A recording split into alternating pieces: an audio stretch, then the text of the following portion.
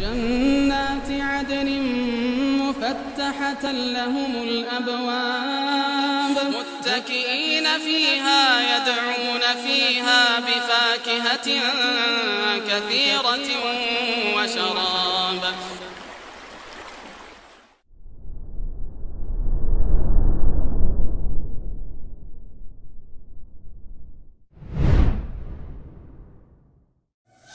Assalamualaikum warahmatullahi wabarakatuh. Innal hamdalillah nahmaduhu wa nasta'inuhu wa nastaghfiruh wa na'udzu billahi min shururi anfusina wa min sayyiati a'malina. May yahdihillahu fala mudilla lahu wa may yudlil fala hadiya lahu. Asyhadu an la ilaha illallah wahdahu la syarika lahu wa asyhadu anna Muhammadan abduhu wa rasuluhu la nabiyya ba'dah. Allahumma 'allimna ma jahilna wanfa'na bima 'allamtana innaka antal alimul hakim. Allahumma inna nas'aluka al-huda wat-tuqa wal-'afaf wal-ghina. Allahumma inna nas'aluka 'ilman nafi'a wa rizqan thayyiban wa 'amalan mutaqabbala. La ilaha illa anta subhanaka inni kuntu minadh dhalimin. Fa inna asdaqal hadithi kitabullah wa khairal hadi hadi Muhammadin sallallahu alaihi wasallam. Wa syarrul umuri muhdatsatuha wa kullu muhdatsatin bid'ah wa kullu bid'atin dhalalah wa kullu dhalalatin finnar. Amma ba'd. Kalau tadi pertanyaan bagus dari Rahmat, kira-kira ada surat tahiyatul masjid dulu atau tidak ya. Salat tahiyatul masjid ya sunnah. Majelis ilmu, menuntut ilmu juga sunnah. Tapi itu dikembalikan kepada keadaan kajian tersebut ya. Kalau di suatu kajian kita datang telat, kemudian kalau kita sholat qabliyah sunnah itu akan dilihat orang-orang, menimbulkan pengalihan perhatian, maka jangan ya, karena madharatnya lebih besar bagi orang lain. Tapi kalau misalnya kajian ramai, nggak ada yang perhatiin antum, ya antum sholat sunnah. Adapun kalau di kajian ini antum mau sholat sunnah tahiyatul masjid, fadhol. Ketika kajian sudah berlangsung, fadhol. Biasanya kan miftah seperti itu biasanya, nggak masalah. Ya sebaiknya sih memang di tempat ini supaya nggak mengalihkan perhatian lainnya. Ya. Tapi karena ini waktunya juga mepet sekali, ya langsung ingin membuka kajian gitu. Ya karena kita aslinya jam 5:30 ya. Oke, kita mulai kajian atau kita lanjutkan kajian kitab Ad-Da' wa Dawa karya Ibnu Qayyim Al-Jauziyah rahimahullah.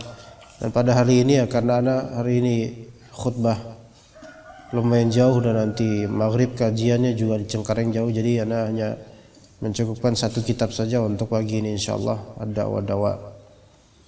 Ya, jadi Bidayatul Mujtahid kita lanjut nanti pada hari Rabu insyaallah taala sama Kifayatul Akhyar. Kita mulai dari perkataan Ibnu Qayyim Al-Jauziyah rahimahullah.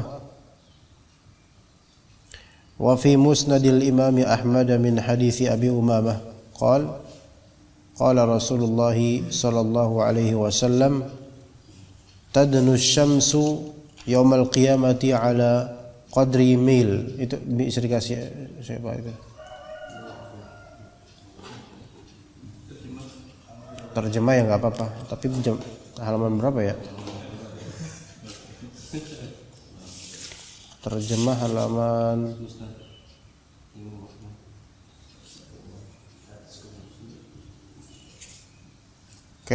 terjemah halaman 68.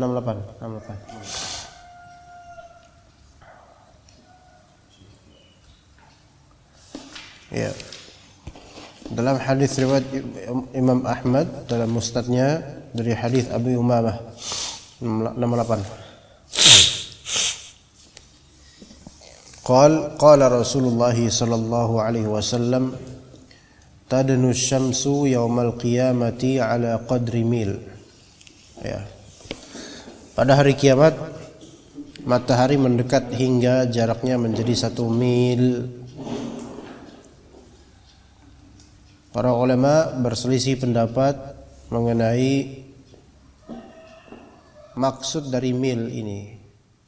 Apakah ia mil yang kita kenal 1 mil di dunia atau mil ukuran di akhirat nanti? Allahu a'lam.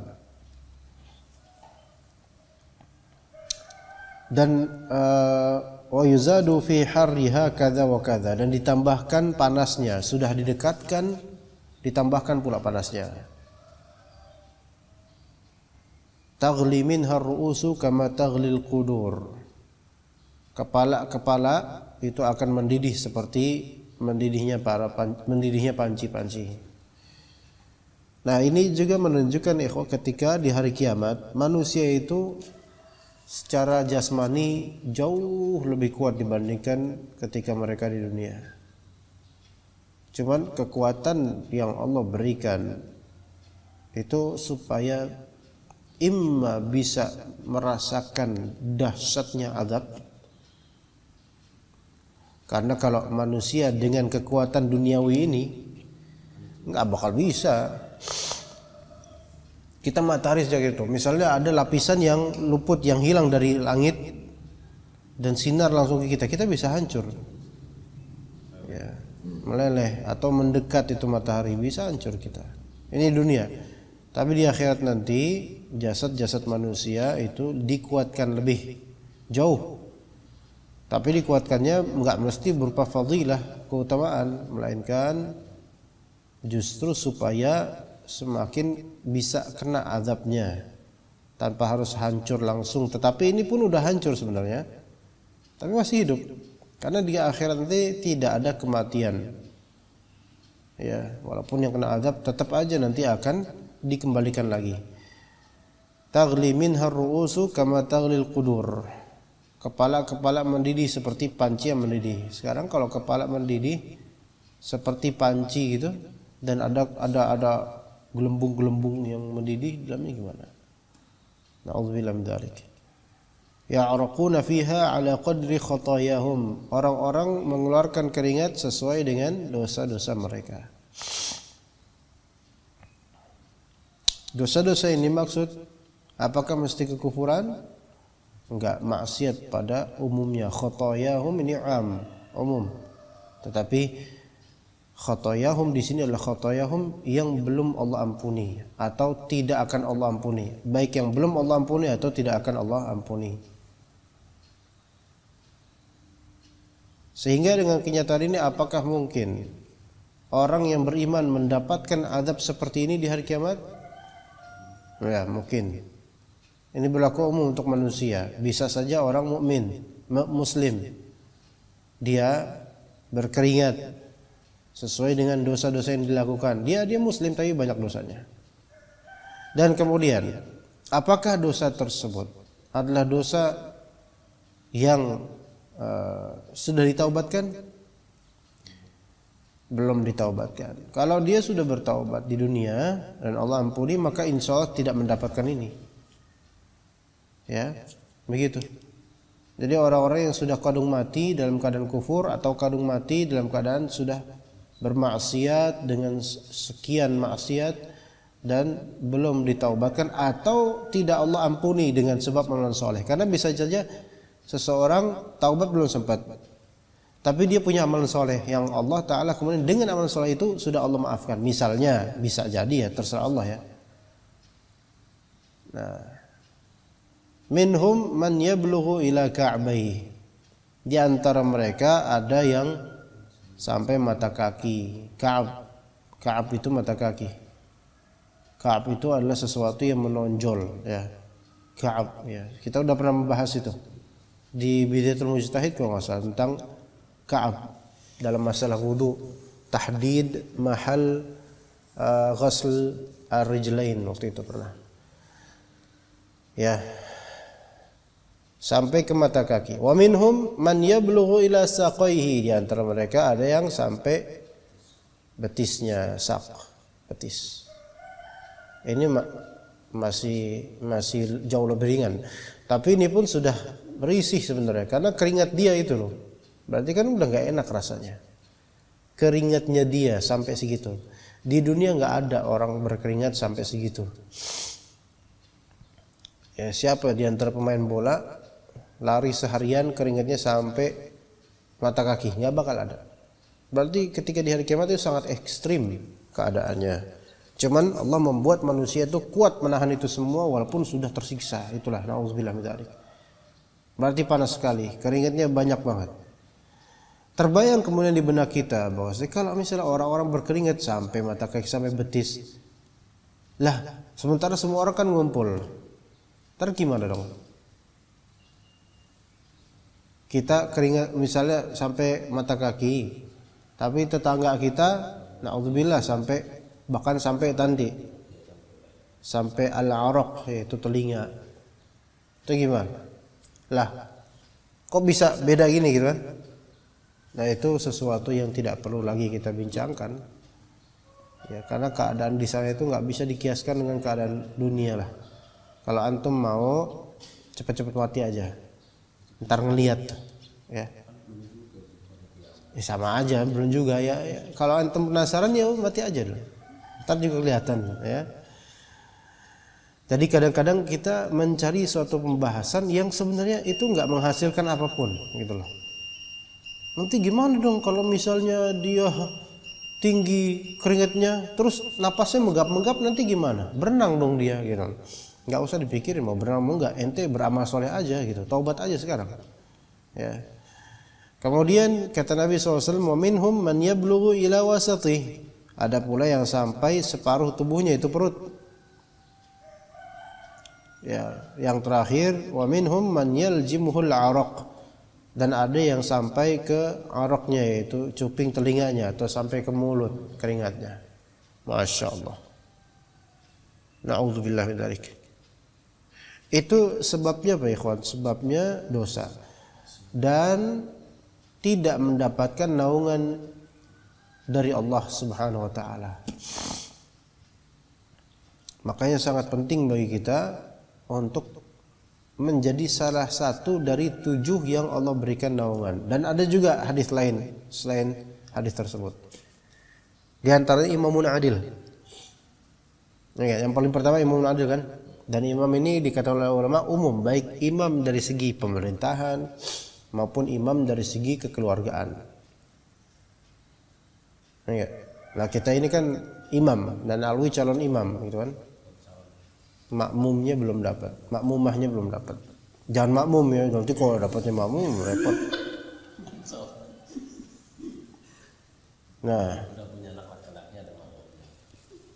Nah kita ada imam, istri, anak ada berapa gitu, harus adil. Dan itu kadang-kadang sulit loh, karena kadang kita lebih condong ke anak yang ini dibandingkan ke yang lainnya. Nah ada aja ujiannya, ya. Pak Abu Rahmat sebagai orang sesepuh ya sudah merasakan itu ya. Iya. Nah, itu adil. Kalau memang dia adil dalam konteks kekeluargaan, insya Allah masuk ke dalam kategori sab'atun yudhilluhumullah yauma la dhilla illa dhilluh. Terus apalagi diantara oke lah, mungkin kita belum bisa tuh yang itu ya. Mungkin anak-anaknya cuma 1 atau cuma 2 dan insya Allah nggak banyak tantangan, atau mungkin ada tantangan. Ada lagi yang anak selalu terkesima dengan ini. Ada beberapa ya diantara seorang yang berada di kesendirian. Fafadat ainah, kemudian matanya berair nangis ketika mengingat Allah Subhanahu wa taala. Nah ini yang luar biasa ini. Ya semua luar biasa dari 7 itu, tapi ini ya kadang yang membuat Anda berpikir ya, kita ini terakhir menangis kayaknya udah lama. Terakhir menangis karena Allah kayaknya udah lama. Dan juga Anda memahaminya ikhwan, berkhulwat dengan Allah maksudnya, yaitu berduaan dengan Allah Subhanahu wa taala. Itu tidak mesti harus di tempat yang sepi tanpa orang sama sekali. Ada kalanya seseorang mengingat Allah Ta'ala di tempat yang juga ramai akan manusia, tetapi dia sudah tidak menganggap banyaknya ada manusia tersebut, melainkan dia ingat Allah Subhanahu wa Ta'ala. Ada kalanya antum naik motor di tengah kemacetan, dan antum sambil melantunkan ayat-ayat Allah Ta'ala, dan kemudian antum menangis dengan bacaan tersebut, ada nggak kira-kira manusia yang tahu? Nggak ada, apalagi antum pakai masker, pakai helm full face lagi, nggak ada yang tahu kalau antum lagi menangis karena Allah. Apakah ini masuk ke hadis tersebut? Insya Allah masuk, karena ilatnya dapat, yaitu berduaan hanya dengan Allah Subhanahu Wa Ta'ala tanpa diketahui oleh orang-orang, ya enggak? Orang tahu nggak kalau antum lagi nangis di atas motor? Kecuali kalau nangis antum lebay, gitu. Orang bingung, ini naik motor nangis serem banget, atau gemeter naik motornya gitu loh.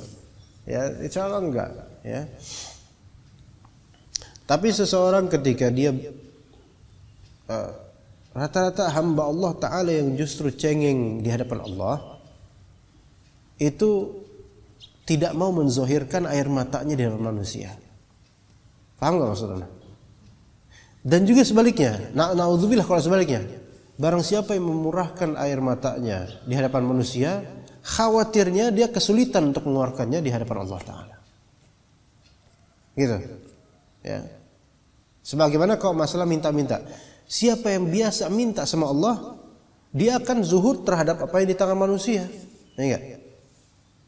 Nah, siapa yang sering terkesan suka minta sama manusia, maka ini ada indikasi nih kalau dia itu jarang bertawakal sama Allah. Ya, jadi makanya mahalkan air mata antum di hadapan manusia, tapi murahkan air mata antum di hadapan Allah Subhanahu Wa Ta'ala. Nah, itu kalau antum bisa, kalau kita bisa seperti itu, insya Allah di akhir Allah mudahkan urusan kita. Diberi naungan yang mana ketika itu semua orang butuh naungan, Dan juga ada wa rajulun qalbuhu mu'allaqun fil masajid. Nah, di antaranya tuh ada seseorang hatinya bergantung kepada masjid. Artinya apa? Dia itu hidupnya nunggu waktu sholat. Apapun kerjaannya, apapun aktivitasnya, apapun kesulitan hidupnya, dia tuh selalu kangen pengen sholat. Nih habis sholat zuhur nanti kapan ya asar ya pengen sholat, dan seterusnya itu. Seharian seperti itu. Kangen dengan sholat fardu, kangen dengan sholat, kangen dengan baca Al-Quran dalam sholat. Bergantung pada masjid, ya.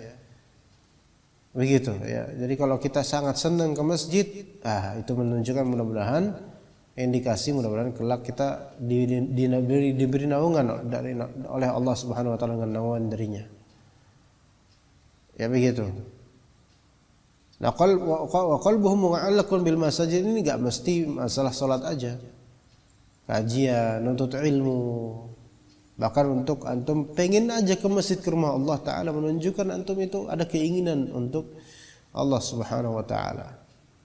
Apalagi kalau tempat yang antum tinggal dekat masjid seperti ana, alhamdulillah datang ke masjid walaupun sendirian, bukan di waktu sholat fardu, tapi antum senang aja di masjid, kemudian antum baca kitab sendiri di masjid, itu lebih afdal, bagus.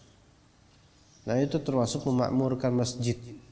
Dan ini ana niatkan sebenarnya kajian di sini dalam rangka memakmurkan masjid, meskipun qadarullah warga-warga pun sebenarnya nggak mau ngaji, nggak mau apa, tapi ana pengen ada pengajian di sini, gitu loh. Ya bukan warga sini kemudian, melainkan antum-antum sekalian. Tapi ini termasuk memakmurkan rumah Allah Subhanahu Wa Ta'ala. Dan semoga ini pahalanya juga besar. Ya, pahalanya juga besar karena meramaikan rumah Allah dengan kalam Allah dan kalam Rasul. Ini mulia sekali. Ya, taib. Kemudian kita lanjut ke hadis berikutnya. Wa fihi 'an Ibnu Abbas 'anil Nabi sallallahu alaihi wasallam. Hadis yang diriwayatkan oleh Ibnu Abbas dari Nabi kita alaihi wasallam, kaifa an'amu wa sahibul qarni qadil taqamal qarn, atau qarn. Bagaimana saya bisa hidup tenang, nikmat, an'am, penak-penakan, sementara sahibul qarn, pemilik sangkakala, qadil taqamal qarn, telah siap meniup sangkakala di mulutnya. Iltaqama, tahu nggak iltaqama apa? Antum tahu luqmah nggak? Walaupun luqmah yang antum berikan ke istri antum terhitung sebagai sedekah. Luqmah itu apa? suapan. Artinya malaikat ini dia iltaqamal qarn, yaitu di mulutnya malaikat ini sudah ada sangkakala. Sekarang iya, qadil taqamal qarn, sahibul qarn qadil taqamal qarn. Peniup sangkakala itu sudah apa namanya? Apa bahasanya ya? Hah? Menggigit ya. Tapi kan kita nggak tahu ada giginya apa enggak, kita nggak tahu malaikat. Apa? Memulutkan sangkakalanya. Kayaknya jelek banget ya bahasanya, memulutkan sangkakalanya. Telah siap meniup sangkakala imunnya, udah paling enak lah. Ya, kemudian wahana jabhatahu yastami'u mata yu'maru fayanfukh. Dahinya menunduk, ia mendengarkan secara seksama kapan ia diperintahkan untuk meniupnya. Apa maksudnya, ikhwan? Kaifa an'am, bagaimana saya bisa nyantai ya. Santai, maksudnya santai di sini bagaimana saya bisa hidup itu enggak mikirin masa depan. Sementara pemilik niup sangkakala itu siap-siap niup. Ada, masya Allah ini kalimat. Tapi kita pahami ikhwan, apakah ini berarti kita nggak boleh nyantai? Ya boleh lah. Selama itu bukan kelalaian yang menuju dosa, gitu loh. Ya boleh. Iya, rehat. Nabi SAW pernah gitu, masa berapa sahabatnya santai. Tapi santainya Nabi ada faedahnya. Santai Nabi. Kalau santainya kita, nah itu dia. Santainya kita gimana? Nah itu dia. Beda. Nah kemudian iltaqamal qarn, ya. Berarti ini malaikat ini bertugas, dan bertugasnya dia itu sepanjang zaman gitu loh. Sampai sekarang, masya Allah. Iya. Itulah mengapa malaikat itu nggak bakal bermaksiat gitu loh.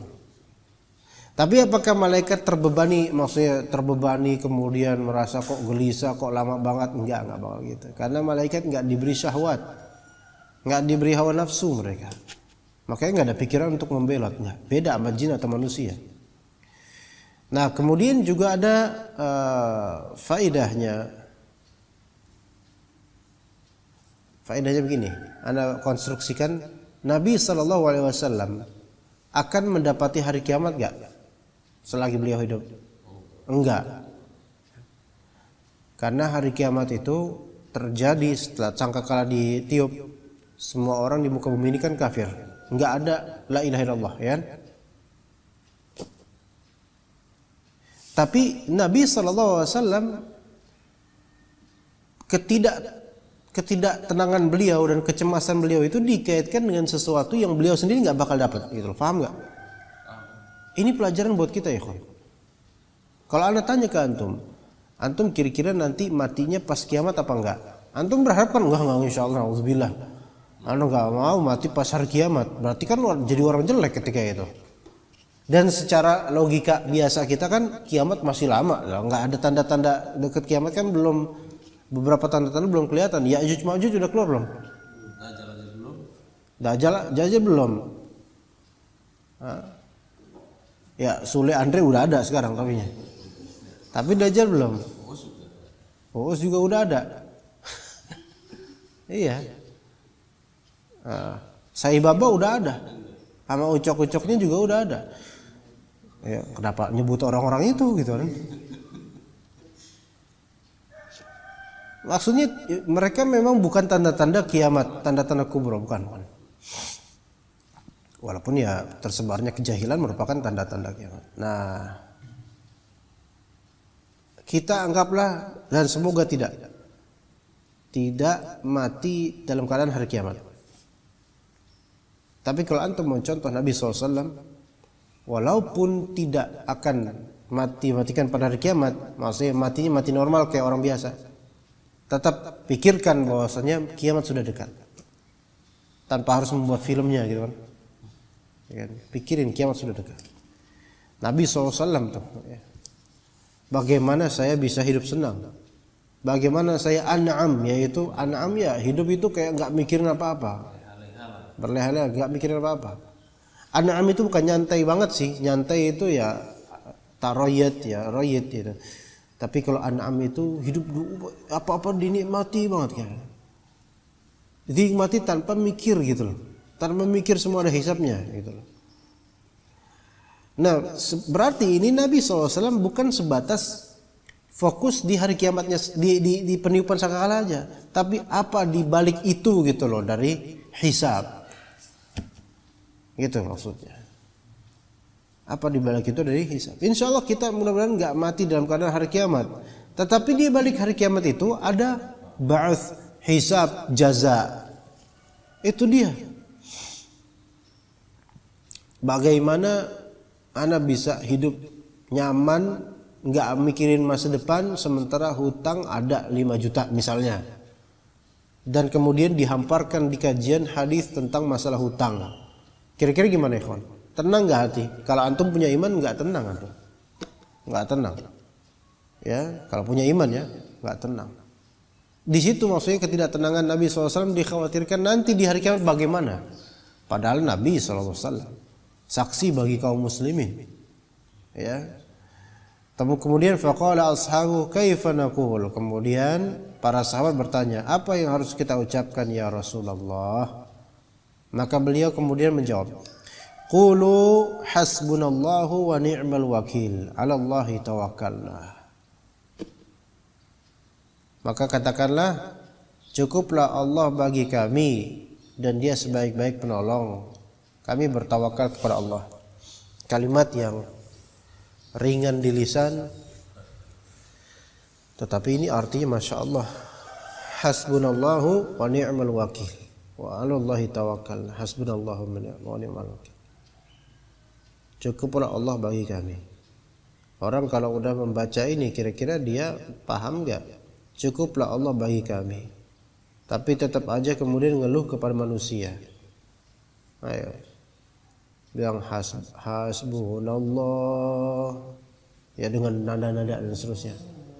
Habis itu ngeluh. Ya, ngeluh ke orang. Sama, ini enggak sesuai dengan kalimatnya. Ya. Wa ni'mal wakil, dan Dia sebaik-baik penolong. 'Alallahi tawakkalna. Kami bertawakal kepada Allah.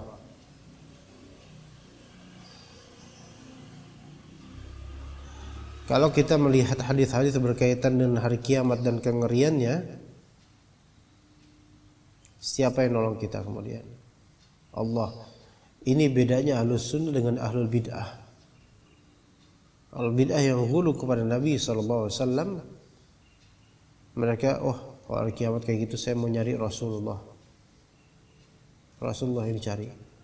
Rasulullah makhluk. Rasulullah tidak akan mampu melindungi manusia ketika itu. Dan itu Rasulullah SAW nobatkan. Wahai Fatimah, la amliku laki minallahi syai'a. Saya enggak bisa melindungi kamu nanti. Semua orang disebut tuh Bani Fulan. Di hari kiamat aku tidak bisa melindungi kalian. Itu kata Rasulullah SAW. Nah, namun sebagian ahlul bid'ah sampai zaman sekarang terbiasa tawasul di dunia, tawasul minta berkat, minta ini sama mayit-mayit, sama orang-orang soleh. Akhirnya mereka bilang apa nanti kalau di hari kiamat saya mintanya sama Rasulullah. Saya berlindung kepada Rasulullah untuk kengerian hari kiamat. Masya Allah. Lihat kesyirikan. Rasulullah SAW tidak bisa melindungi manusia di hari kiamat. Kenapa begitu? Karena Allah Subhanahu wa taala Maliki Yaumiddin. Maliki Yaumiddin. Apa Maliki Yaumiddin? Rajanya hari pembalasan. Kata Allah Taala, limanil mulkul yaum lillahil wahidil qahar. Milik siapakah hari ini sekarang hari kiamat? Milik al-wahid al-qahar, Allah Taala. Kita enggak bermaksud melecehkan Rasulullah, bukan. Rasulullah SAW memiliki peran penting untuk umatnya, betul. Beliau mendahului kita di hautnya, di telaganya beliau, betul. Dan kita insya Allah mudah-mudahan Allah perkenalkan kemudian minum dan menikmati haudnya beliau, telaganya beliau insyaallah taala. Betul. Rasulullah SAW memberikan syafaat uzma untuk seluruh manusia untuk memulai hisab, perhitungan amal. Betul. Syafaat uzma, betul. Kemudian diizinkan oleh Allah Subhanahu wa taala. Rasulullah juga memberi syafaat pada sebagian dari umatnya. Betul. Tetapi Rasulullah tidak memberikan syafaat secara independen begitu saja, melainkan ketika sudah Allah izinkan atau mandatkan untuk memberi syafaat, dan itu pun Allah juga mempersyaratkan ridhonya untuk orang yang diberi syafaat. Jadi tetap semua perkara wa ilaihi turja'ul umur. Perkara itu kembali kepada Allah Subhanahu wa taala. Hasbunallah wa ni'mal wakil, 'ala Allahi tawakkalna. Iya gitu. Jadi kalau misalnya kita lihat akhirat kengeriannya, langsung antum kemudian ingat Allah Ta'ala dan bertawakal sama Allah. Dari sekarang latih itu Ahlus Sunnah wal Jamaah. Jangan dilatih oleh para kiai-kiai kemudian dilatih supaya bertawakalnya sama siapa? Rasulullah atau kiai fulan atau habib fulan. La amliku laka minallahi syai'a. Enggak bisa. Mereka enggak bisa secara zat independen itu membantu orang gitu aja. Kecuali kalau Allah izinkan. Yauma yaqumur ruhu wal malaikatu. Gimana di surat An-Naba? Yauma yaqumur ruh. Yauma yaqumur ruhu wal malaikatu. Harus dari awal dong, amma yatasaalun nanti ya. Panjang lagi. Innal muttaqina faza itu. La yatakallamuna illa man adzina lahu rahman wa qala shawaba. Enggak bisa mereka ngomong kecuali yang Allah izinkan. Silakan ngomong. Di surat Yasin. Al-yawma nakhtimu ala afwahihim wa tukallimuna aydina wa tashhadu arjuluhum.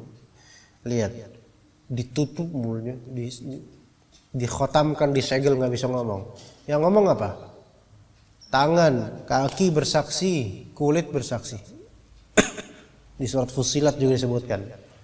Ya, manusia digituin, nggak bisa ngapa-ngapain dia. Kemudian tawakalnya kepada selain Allah, padahal Allah lah yang membuat seperti itu. Jadi, kasihan orang-orang yang diajarkan untuk bertawakal kepada selain Allah Subhanahu wa taala. Kasihan mereka tuh, kasihan, miskin.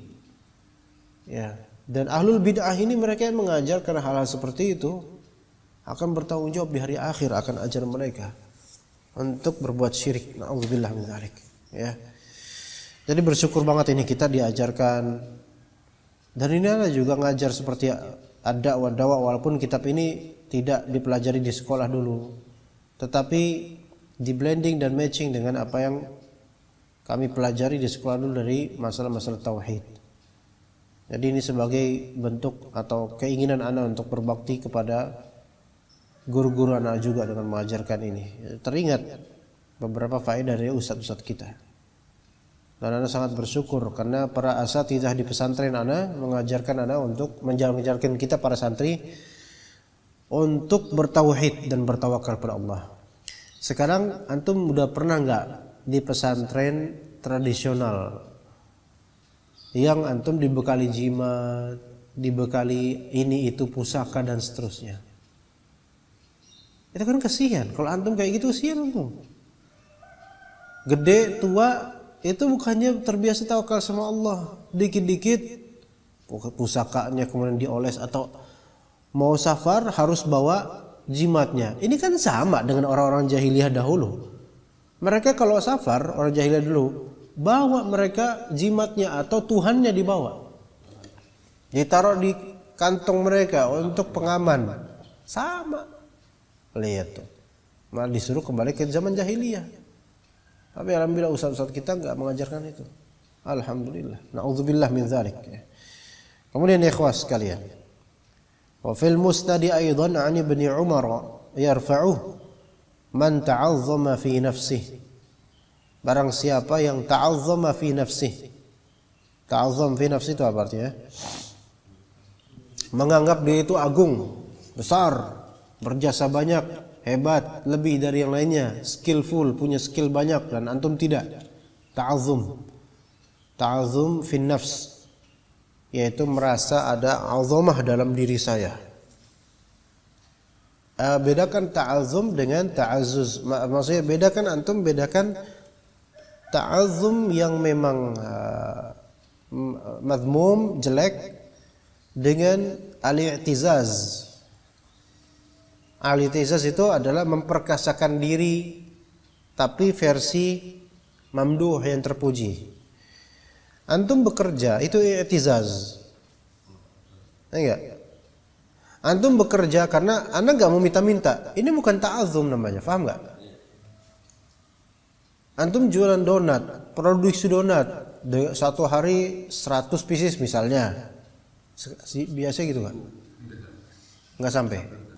Insya Allah nanti satu hari 1000 pieces ya. Ya, insya Allah. Iya. Tentu ya kajian ini harus dapat persenannya.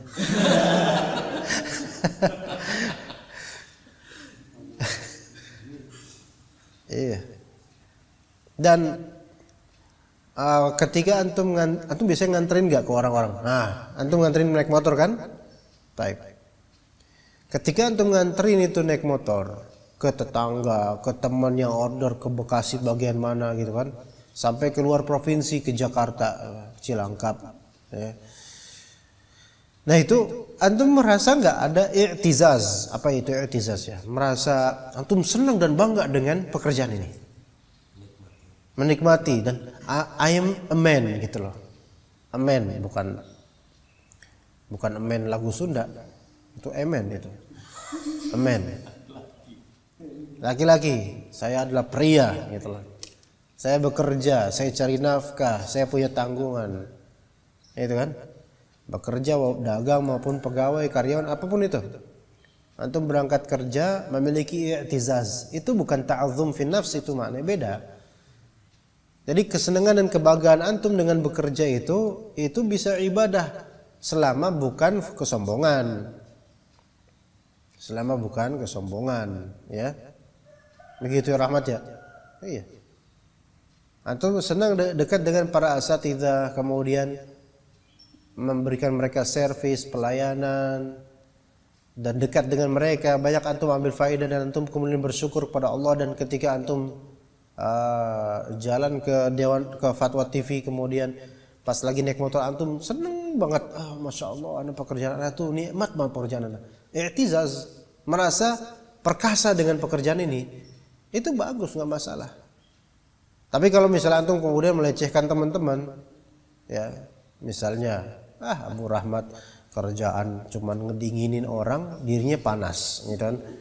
Tukang AC ini, misalnya, kayak anak dong, dekat sama ustadz, adem, karena memang banyak AC-nya ustadznya, gitu. Misalnya, maka ini bukan i'tizaz, ini ta'azzum fi nafs atau takabbur, beda. Man ta'azzama fi nafsihi, ada sisi ta'azzum dalam dirinya, atau ikhtala fi misyatihi, atau ikhtial. Khuyala, tahu nggak khuyala? Congkak, sombong. Fi misyatih, di gaya jalannya. Dan ini jangan pahami cuman gaya jalan ya kawan. Karena kalau kita pahami gaya jalan berarti gerakan ya, jangan cuma gerakan orang pahaminya, tapi di gaya jalannya dia, baik gerakan, baik pakaian atau lainnya.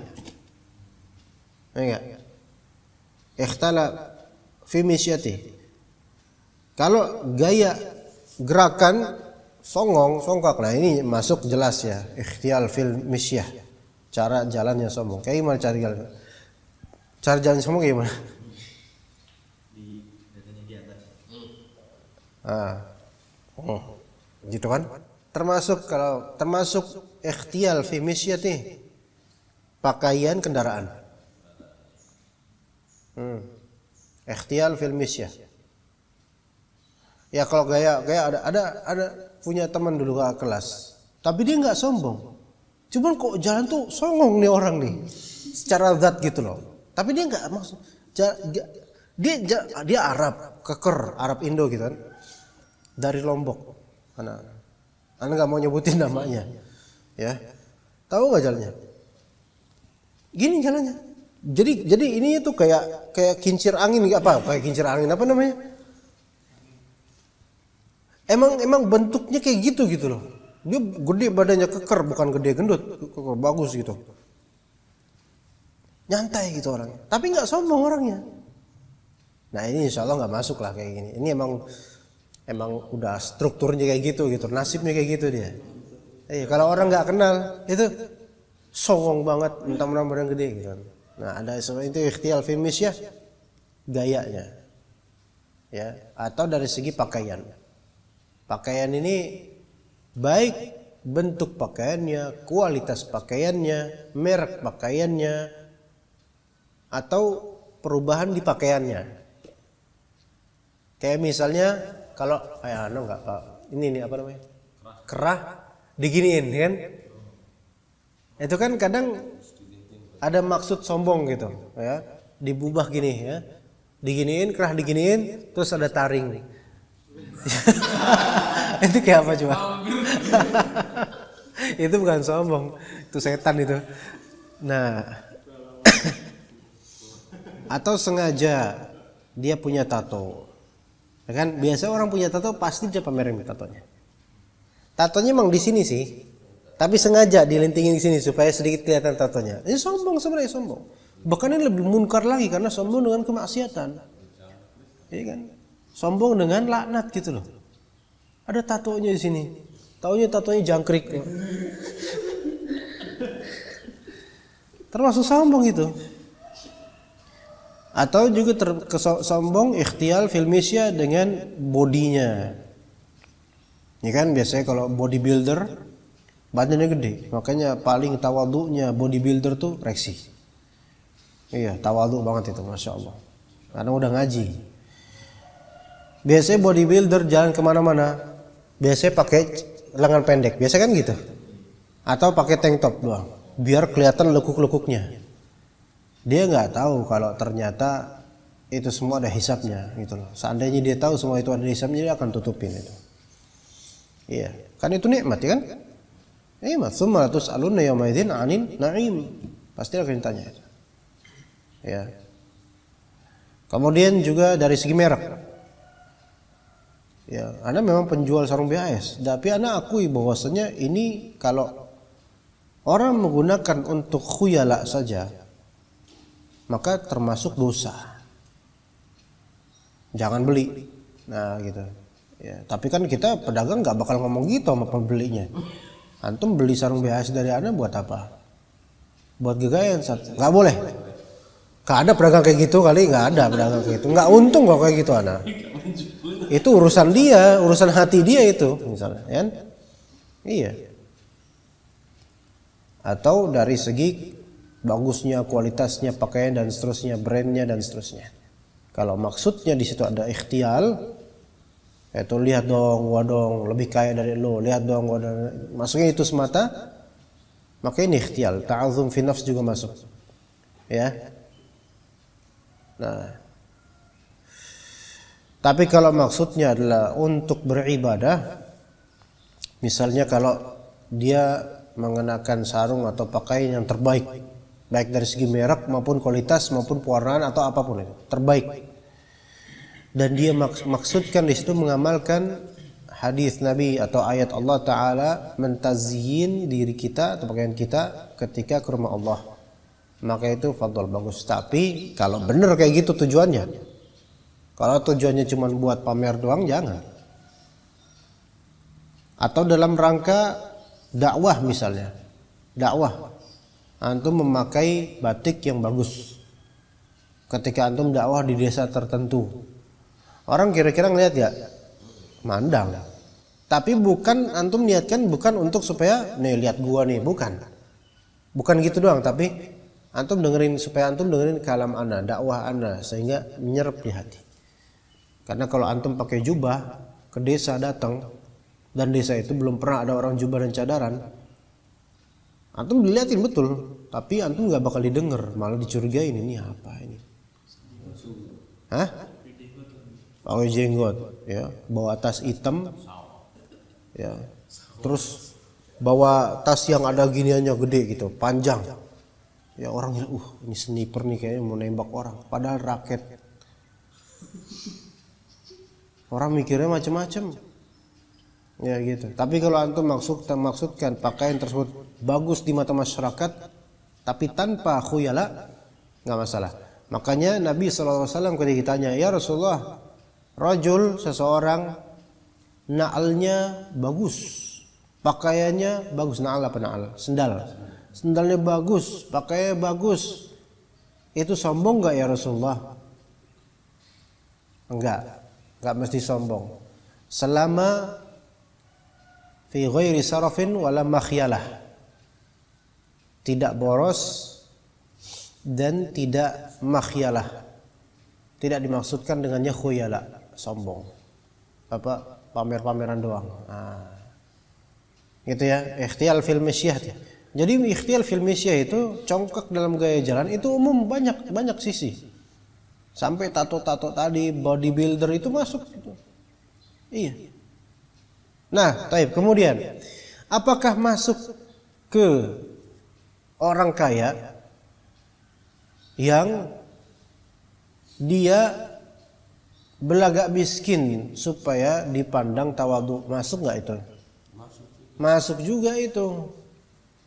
Dia kaya nih, tapi sengaja pakaiannya dilusuhin supaya orang-orang melihat dia zuhud, ini dipuji, masya Allah ya dia kaya tapi masya Allah gitu, supaya digituin. Masuk, sebenarnya ada kesombongan di hatinya. Dan ini hati-hati. Begitu ya kawan. Ya. Maka siapa yang kayak gitu keadaannya, laqiyallaha ta'ala wa huwa alaihi ghadban. Dia akan bertemu dengan Allah nanti dalam keadaan Allah murka pada dia. Na'udzubillah min dzalik. Di dalam as-sahihain Bukhari Muslim, Rasulullah SAW bersabda, innal musawwirina yu'adzabuna yawmal qiyamah wa yuqalu lahum ahyu ma khalaqtum. Sesungguhnya musawwirin, para penggambar, akan diazab pada hari kiamat. Para penggambar akan diazab pada hari kiamat. Nah, penggambar ini siapa? Ya, apakah foto jepret gitu termasuk musawwir? Secara bahasa musawwir ya. Tapi apakah secara syar'i masuk ke dalam kategori musawwirin ini? Ini khilaf di antara ulama. Kembali ke masalah apakah foto digital itu termasuk surah muharramah atau itu dikiaskan dengan cermin. Nah, ini para ulama beda pendapat. Ya, kalau ana sih lebih condong yang cermin, mirip dengan cermin. Dia bukan semata-mata yang diukir atau dilukis. Ya. Taib. Musawwirin yu'adzabun. Apalagi kalau misalnya sampai bikin patung. Karena ketika di zaman Nabi SAW musawwir itu dengan cara lukis, nggak dengan cara jepret gitu kemudian jadi, nggak. Apalagi di HP, tersimpannya di handphone, nggak diterbitkan, walaupun bisa dipublish di media sosial. Ya, secara bahasa maknanya surah, gambar. Tapi secara hakikat dan juga tata cara berbeda dengan surah yang berupa lukisan atau ukiran atau semisalnya. Misalnya batik misalnya, ya, batik. Atau apa hukumnya membeli pakaian yang ada gambar makhluk hidupnya? Sebenarnya itu semua sama dengan apa? Membeli barang apapun yang ada gambar makhluk hidupnya. Anak lebih umumi lagi deh. Maka jawabannya adalah rinci. Gak bisa kita katakan haram, gak bisa kita katakan halal. Membeli maupun menjual, gak bisa kita katakan halal atau haram gitu saja. Dirinci. Kalau barang tersebut dijual atau dibeli disebabkan gambar makhluk hidupnya, haram. Tapi kalau misalnya barang tersebut dijual bukan karena faktor makhluk hidup yang digambar tersebut, maka halal. Paham gak ya kawan? Antum beli pampers, Pak, misalnya buat antum gitu. Antum beli pampers, pasti ada gambar orang. Paham pasti. Entah gambar orang, entah gambar sabun. Iya. Di kemasannya sih memang. Tapi di Pampers juga kan ada gambar beruang, ada gambar apa gitu kan? Apakah antum sekarang harus nyari Pampers yang nggak ada gambarnya? Sampai ujung kulon nggak ketemu. Oh, mana anaknya mencret mulu lagi kan repot, tiap hari boker mulu dia kan repot. Ya kan? Antum edit terus tiap hari. Ya repot. Islam nggak serepot itu kok. Terus pakaian anak-anak juga banyak kadang-kadang gambar-gambar. Nah, pernak-perniknya kan. Nah, kalau memang itu dijual karena gambarnya, misalnya karena ada Hello Kitty-nya haram. Ya enggak? Kan ada beberapa baju yang memang fokus gambar fokus gitu loh. Nah, Doraemon, Hello Kitty, Kobo-chan. Tahu Kobo-chan enggak? Beda generasi. Subatsa misalnya, ya kan? Biasa kan zahir banget itu, nggak boleh dijual, nggak boleh, haram itu. Ya terus diapain dong? Ya ini mubazir mereka yang bikin kayak gitu. Tapi kalau misalnya memang bukan karena ada gambar, memang saya beli itu bukan karena gambar dan dia jual bukan karena gambar ini, bukan, maka nggak masalah. Bedong misalnya, bedong bayi, ya kan? Bedong bayi, mulai gini kan. Ada gambar pala beruang, pala panah gitulah. Iya, yang belum ada tuh pala ifrit belum ada tuh, bedong. Ya. Ya boleh. Dan itu bukan termasuk gambar yang murtafi', tapi gambar yang muhawwan, yang bukan gambar yang diagungkan. Maka insya Allah nggak masalah, walaupun sebaiknya hindari. Ya, tapi kalau pakaian anak yang memang dijual karena gambar tersebut atau dibeli karena gambar tersebut haram. Gitu, ya. Misalnya ada di pesantren waktu itu ya, kawan. Ada wali santri datang. Emaknya, keluarganya lah, sama kakaknya fulan ini. Kakaknya kayaknya begajulan anaknya. Kita kan namanya santri ya, ketika sholat asar di masjid, santri kan alim semua kelihatannya. Pakai baju koko, kesol pakai baju koko, pakai sarung, udah. Nah, kakaknya si teman kita ini, abangnya, waktu anak masih SMP atau SMA, dia mungkin udah kuliah gitu, tapi begajulan, wajahnya, boy lagi kayak preman, pakai kaos. Kita itu sholat berjamaah di masjid dulu di pesantren. Ada satu santri pakai kaos aja, itu kelihatan beda sendiri. Gitu loh. Kaos dagadu tuh dulu masih populer, kaos dagadu atau dadung ya. Belakangnya ada tulisan tuh. Itu kalau misalnya kita sholat di belakang dia murojaah, kita baca itu. Iya, banyak tulisan lucu-lucu tulisannya, unik gitu loh. Ya. Nah, tapi dia bukan pakai kaos begitu ya, kan? Tahu nggak kaos apa? Beverly Hills. Ngerti nggak kaos Beverly Hills? Yang tua tahu. Beverly Hills.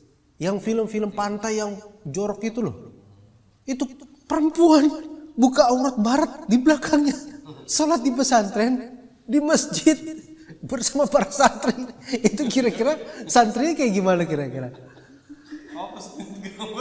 Bingung. Santri Anda juga bingung. Anda mau ngeliatin dosa, nggak ngeliatin eman-eman gitu. Maksudnya ini santri kan mereka nggak pernah disuguhin hal seperti itu. Otomatis ketika ada kayak gitu, semua fokus ke situ. Bingung kita nih mau ngapain itu. Kan Beverly Hills pintar-pintar. Kalau nggak salah film-film kayak gitu lah, bukan porno, bukan film-film yang pamer aurat lah gitu ya. Masa gimana tuh? Itu kan berarti baju tersebut pasti dijual karena Beverly Hills ya kan? Jelas itu haram. Dijual maupun dipakai haram. Jadi lalu dijadikan apa biar nggak mubazir? Keset. Kalau gajian keset baru gitu kan berarti ada ihanah, ada perendahan, maka ini nggak masalah. Iya, tapi bukan berarti juga keset boleh pakai Beverly Hills, enggak juga. Bikin keset. Nanti beli keset yang keset Titanic nanti misalnya, nggak boleh. Begitu, ya. Jadi beli obat-obatan atau apapun, misalnya Paramex, oh jangan beli, kenapa? Kemasannya ada gambar makhluk hidup. Ya repot kalau kayak gitu, Anda nggak berobat nanti. Ya enggak? Dekolgen, Paramex dan seterusnya. Ngomong itu bungkusnya dibuang aja. Ah. Karena kan bukan kita nyari Panadol bukan karena gambar fulan di situ. Iya kan? Ntar kita apa yang larutan apa? Cap kaki 3 misalnya. Ya. Oh, saya nggak mau, saya maunya larutan yang ada foto Deddy Mizwarnya. Ya nggak ada orang kayak gitu kan? Orang bukan nyari foto Deddy Mizwar, nyari larutannya, maka ini nggak masalah. Begitu ikhwan, ya. Baju batik misalnya, ya. Kan batik kan kadang-kadang ada gambar makhluk hidup kan? Bukan kadang, sering banget malah. Ada yang macan, ada yang burung, ada yang ayam, ya. Nah batik itu kalau orang beli karena ada gambar ayamnya, maka nggak boleh. Dan menjualnya juga nggak boleh. Kenapa gitu? Karena orang membelinya karena ada gambar ini gitu loh. Ya enggak? Iya. Misal batik polos, nggak ada gambar, nggak ada motif, polos kuning. Bukan batik namanya itu. Bukan batik namanya itu. Itu kan batik. Pak, bisa nggak saya beli batik katun yang polos, Pak? Yang nggak ada motifnya sama sekali. Pedagangnya bingung. Mata belakangnya apa? Idhab faqat ilal bahar, kata pedagangnya. Apa artinya? Pergi aja lu ke laut, kata. Nggak ada. Tapi kalau misalnya batik memang dilukis itu ada gambarnya, itu kan berarti pelukisnya sengaja kan gambar kan? Dan itu gambar. Ini baru namanya surah. Bukan jepret, bukan print, bukan apa, gambar, batik tulis. Dengan proses gambar gitu loh. Baik dengan proses editing maupun dengan proses lukis. Maka ini haram. Ini masuk membuat gambar makhluk hidup, haram. Ya begitu. Itu ada campur tangan Allah ketika foto Allah. Foto itu murni buatan manusia, tapi foto modern, foto yang ya, pokoknya foto jepret. Kalau itu anda nggak bisa berargumen dengan kayak gitu. Ntar kalau berargumen dengan kayak gitu, ntar juga bisa diargumentasikan orang yang ngelukis juga ada campur tangan takdir Allah gitu loh. Jadi lah ya nanti juga bisa diargumentasikan foto di dalam handphone bisa diedit, maka tetap ada posibilitas nanti bakal jelek, maksudnya bakal menuju ke maksiat gitu loh.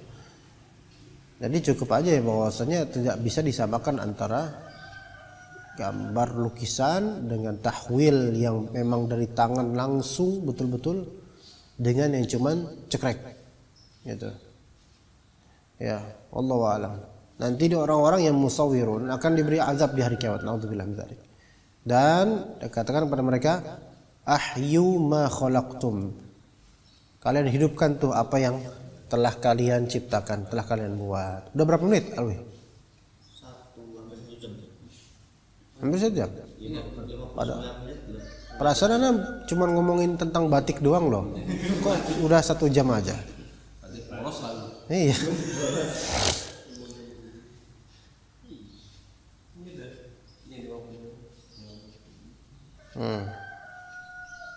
Baik, ini karena nanti khutbah lumayan jauh. Jadi anak cukup 1 kitab aja Pak hari ini, 1 kitab aja Pak. Bid'atul Mujtahid enggak kita ini dulu. Oh gitu. Iya. Ujian? Oh, antum mau masuk pesantren Pak? Oh, iya. Mungkin cukup sekian aja. Insyaallah taala mudah-mudahan bermanfaat. Untuk besok Sabtu kita lihat nanti kabar dari Ana apakah besok Sabtu ada kajian apa enggak. Biasanya kecapean sih, tapi Ana tetap pengen ngaji. Enggak tahu, lihat nanti malam lah insyaallah taala. Wassallallahu ala nabiyina Muhammad. Pertanyaan? Dari Johannes Iskandar. Masyaallah. Ustaz, bagaimana dengan sholawat yang lafaznya berupa panggilan kepada Rasulullah seperti Ya Rasulullah, Ya Habibullah, ya nurul qalbi dan seterusnya. Apakah redaksi sholawat seperti ini diperbolehkan? Pemanggilan kembali ke masalah nida, yaitu panggilan kepada Rasulullah SAW. Ini perasaan Anda pernah bahas di kajian mana ya? Belakangan ini di kajian,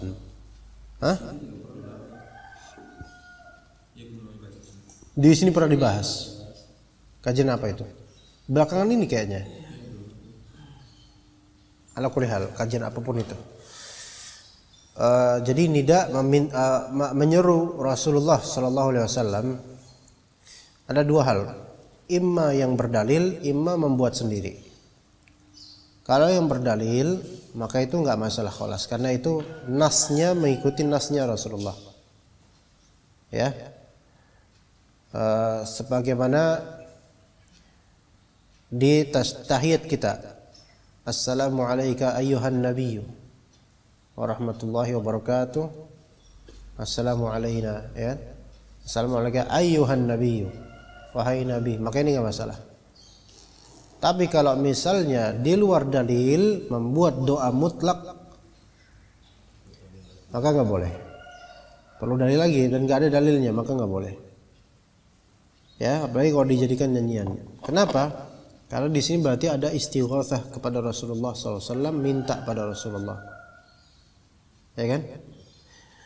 Nida ini ada yang nida mujarrad, yaitu cuman manggil doang. Ada nida yang memang doa, ya, nida itu doa sebenarnya. Nida itu doa, memanggil.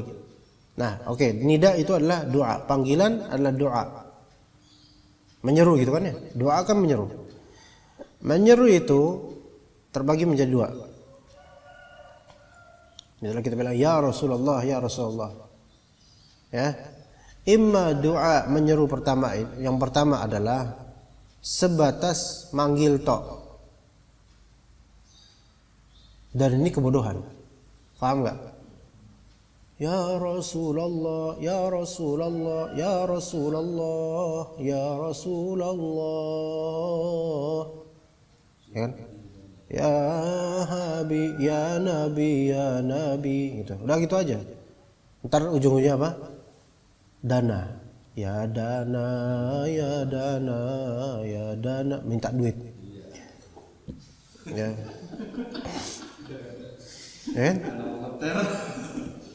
Ya dana, kan ya dana kan? Ya dana, ya dana, gitu kan? Iya, mungkin lagi krisis moneter emang. Kemudian itu kok manggil gitu doang, itu kebahlulan lagi, kebodohan. Ya.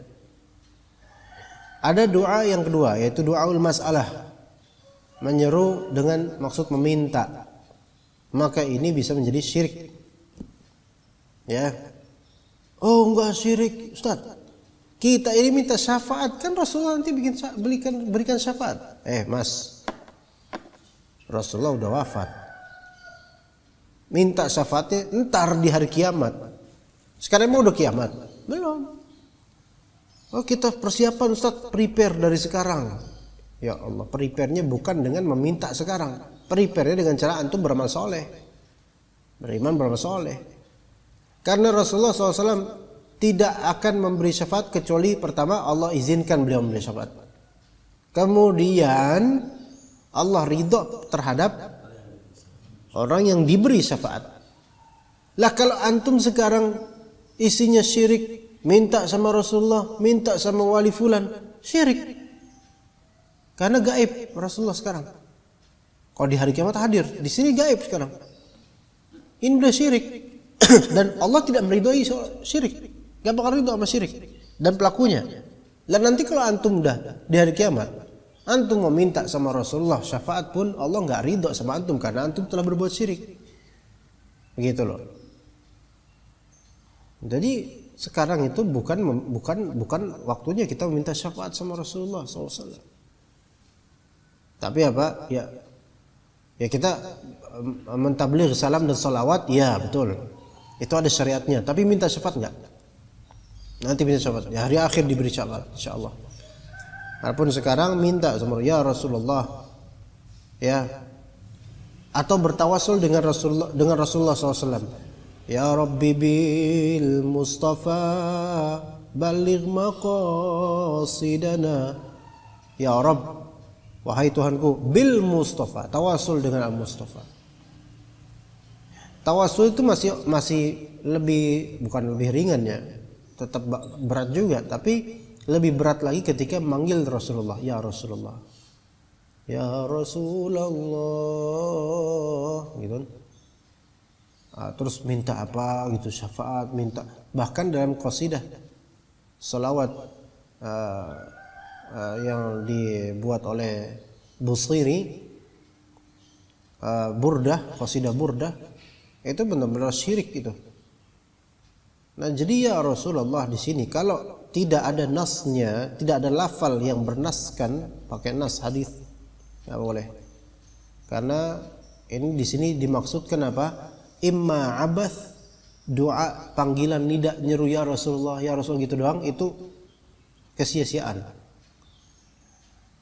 Atau minta sama Rasulullah sekarang, enggak. Rasulullah pertama udah wafat. Kedua, beliau sekarang gaib bagi kita. Dan meminta kepada yang sudah wafat di dunia ini, udah wafat dia dan gaib bagi kita, itu termasuk bagian dari syirik. Wah, Ustadz ini di syirik. Ini kan Rasulullah, hatta Rasulullah beliau sudah wafat alaihi salatu wassalam. Yang beliau wariskan kepada kita bukan apa-apa melainkan ajaran. Maka ikuti ajaran beliau, insyaallah dapat syafaatnya nanti. Gitu. Ya. Gitu, Pak.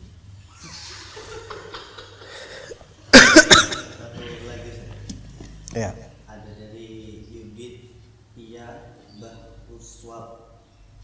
Ustaz, bagaimana hukum menggambar sesuatu yang tidak ada di dunia nyata seperti makhluk-makhluk fantasi manusia? Haram. Haram, karena pasti ada, pertama ada tahwil. Tahwil itu perubahan yang dia karyakan sendiri. Ya kan? Nggak mungkin dia memotong makhluk yang tidak ada kan? Bukan foto ini, tapi tahwil, apa namanya? Digambar dengan usaha dia, itu haram. Itu pertama.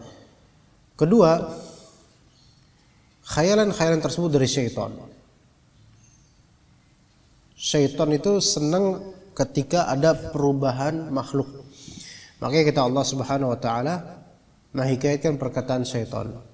Wala udhillannahum wala umanniyannahum wala amurannahum falyubattikunna adhanal an'am. Wala amurannahum falyughayyirunna khalqallah. Aku pasti akan memerintahkan mereka untuk kesesatan sehingga mereka kemudian mengubah ciptaan Allah Subhanahu wa taala. Nah, khayalan tentang makhluk-makhluk yang tidak pernah kelihatan kemudian dikonversikan menjadi lukisan, pasti ada beberapa serpihan yang mirip dengan makhluk hidup yang pernah dia lihat, ya enggak? Berarti di sini ada apa? Pengubahan. Misalnya dia basic ini apa nih? Badak. Tapi ini badak purba. Dibuatlah badak, kemudian ya dengan culanya sekarang ada 3 set gitu, 3 cula. Iya, tricula namanya. Ya, tricula. Nah, kemudian matanya disipitin. Iya. Matanya disipitin. Ini koko apa badak? Ya kan? Koko badak. Ya. Kemudian belakangnya, buntutnya dibuat seperti cemeti iblis. Ya. Ini khayalan dan pengubahan makhluk. Ini haramnya berlipat ini. Ya, semua ini bisikan syaitan. Walaupun dia menggambar alien misalnya. Dulu ada alien antum PKL, alien workshop, ya kan dulu. Terus habis itu dibuat kayak gambarnya alien, ya, atau gambar Casper, ya. Casper itu selimut terbang, dibuat kayak setan. Gak boleh. Kucing dibuat Doraemon. Ini gak boleh semua. Iya. Geri Coklatos. Oh, Antum udah tua kok masih nonton gitu Pak? SpongeBob ya. Ya alhamdulillah seperti itu lebih parah lagi itu karena dia mengubah-ubah makhluk Allah dan menghayalkannya itu semua bisikan syaitan. Maka haram untuk dilakukan. Adapun kalau bukan makhluk hidup, fadhal terserah antum. Pohon tapi nggak pernah ada hakikatnya misalnya. Tapi asal jangan ada filosofi yang khurafat di situ. Di batik itu ada seperti itu. Ada pohon kahyangan, ada pohon-pohon tertentu yang digambar itu dianggap memiliki khasiat tersendiri pohon-pohon ini misalnya, yaitu memiliki karomah dan keberkahan tersendiri. Nggak boleh kalau misalnya dengan keyakinan seperti itu. Tapi kalau antum cuma gambar ini misal, nah ini bunga nih, ini bunga apa? Anda juga nggak tahu ini bunga apa? Bunga apa? Nggak tahu. Ya bunga kreasi manusia kok kayak ini nggak masuk ke dalam yang dilarang. Iya, nggak masalah. Insya Allah nggak masalah di sini. Ya begitu ya untuk Mas Yudit pakai TH kan akhiran. Ya itu makhrajnya itu. Iya. Kayak za sama za. Yudit. Ya gitu. Iya. Padahal pemilik namanya aja nggak gitu-gitu amat. Ya jadi kalau orang manggil dia dit. Lihat aja. Ini orang udah bagus nonton kita, udah nanya baik-baik, malah dibully. Masya Allah. Iya, mudah-mudahan nggak jerak lah ya. Iya, wassallallahu ala nabiyina Muhammad wa ala alihi wa sahbihi ajma'in. Subhanakallahumma bihamdika asyhadu an la ilaha illa anta astaghfiruka wa atubu ilaik. Wassalamualaikum warahmatullahi wabarakatuh.